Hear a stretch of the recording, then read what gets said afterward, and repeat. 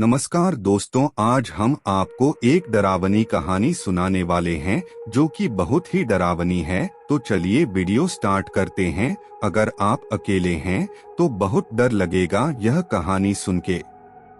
विशाल नामक 40 वर्षीय व्यक्ति 7 माह के बाद अपने भरे पूरे परिवार में लौट रहा था। विशाल शहर से बाहर नौकरी करता था। 7 महीने का अपना पूरा पैसा इकट्ठा करके वह अपने घर लौट रहा था। उसके परिवार में उसकी पत्नी थी और 2 बच्चे। विशाल रेलगाड़ी से अपने घर का सफर तय कर रहा था। रात काफी हो चुकी थी। ट्रेन में सवार सभी लोग अपनी अपनी बर्थ पर सो रहे थे, मगर विशाल की आंखों में नाम मात्र को नींद नहीं थी। इसका सबसे बड़ा कारण उसे घर जाने की खुशी थी। घर जाने की खुशी में विशाल को नींद नहीं आ रही थी। विशाल के अलावा एक व्यक्ति ऐसा और भी था जो सोया नहीं था। उसकी बर्थ के सामने वाली बर्थ पर ही वह व्यक्ति बैठा था। अपने सामने चुपचाप बैठे व्यक्ति को विशाल ने देखा तो जाना कि वह ड्रैकुला की कहानी पढ़ रहा था।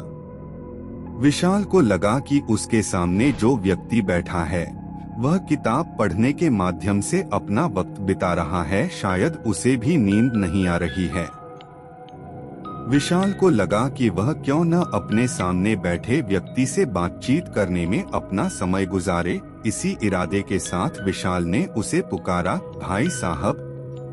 किताब पढ़ रहे व्यक्ति ने उसकी आवाज को अनसुना सा करके उस पर कोई ध्यान नहीं दिया। भाई साहब। दूसरी आवाज पर उसने किताब नीचे करके विशाल को सपाट दृष्टि से देखा। उसके चेहरे पर भी सपाट भाव ही थे। इस बार विशाल तनिक संकोच के साथ बोला, मैंने आपको डिस्टर्ब तो नहीं किया? नहीं, सामने बैठा व्यक्ति सपाट स्वर में बोला।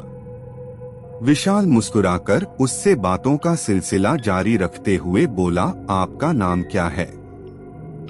सूर्य प्रताप, वह बोला।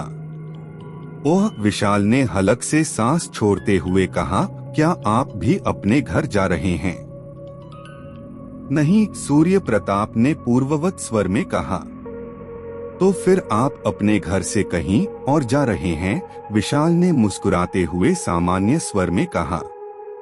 प्रताप ने उसे इस नजर से देखा मानो वह कुछ ना कहना चाहता हो। विशाल चेहरे से ऐसा प्रकट करने लगा मानो बराबर संकोच कर रहा हो। फिर बोला, मैं आज 7 महीने बाद अपने घर वापस लौट रहा हूँ। अपने परिवार से मिलने की खुशी में मुझे नींद नहीं आ रही है, इसलिए मैंने सोचा थोड़ा आपसे बात ही कर लूं।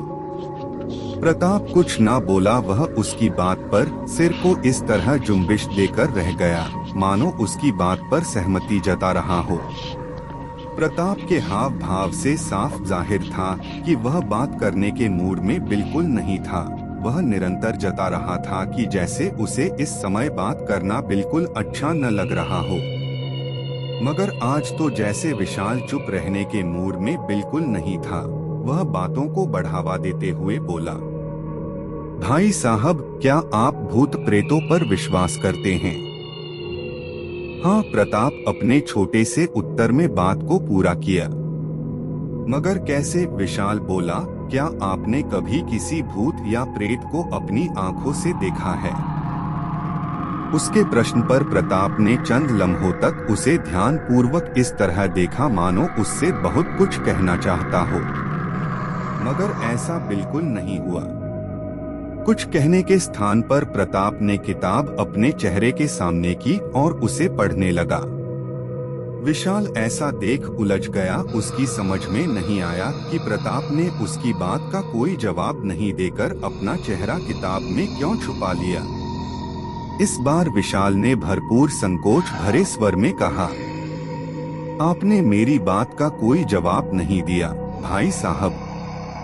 जवाब के रूप में प्रताप ने अपने चेहरे के आगे लगी किताब हटाई तो उसका बहुत ही भयंकर चेहरा विशाल के सामने आ गया।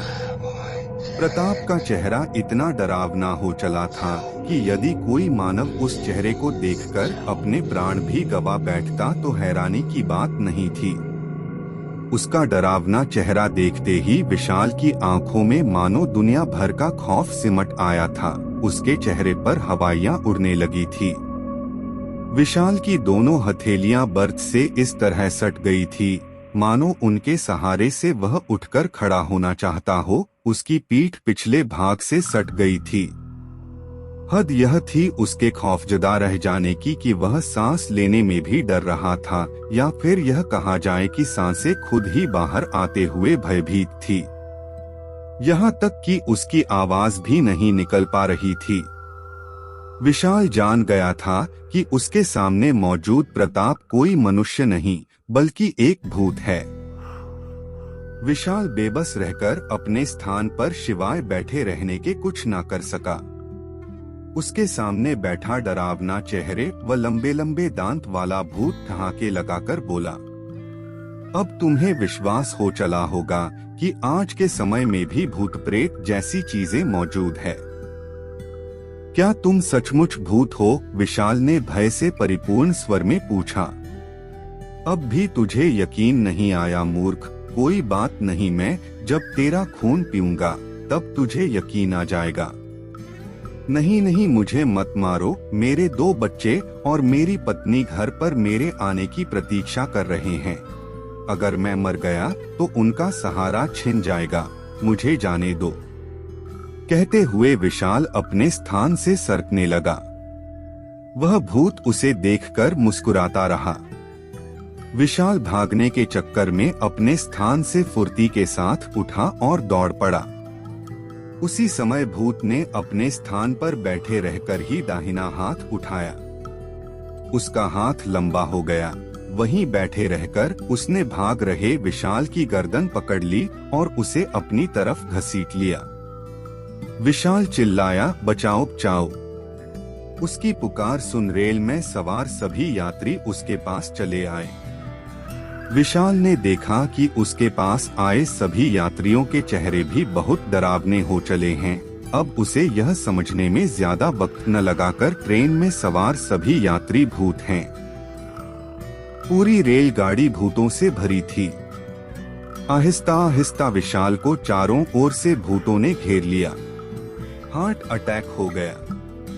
इसी के साथ सारे भूत विशाल का खून पीने के साथ साथ उसकी बोटी बोटी तक नोच कर खा गए। अगर आपको इसी तरह के डरावनी स्टोरी चाहिए तो मेरे चैनल को सब्सक्राइब करके बेल आइकन को दबाना ना भूले ताकि आपको हर वीडियो की नोटिफिकेशन पहले पहुंचे। मिलते हैं अगले वीडियो में इससे भी डरावनी स्टोरी के साथ। वीडियो देखने के लिए धन्यवाद।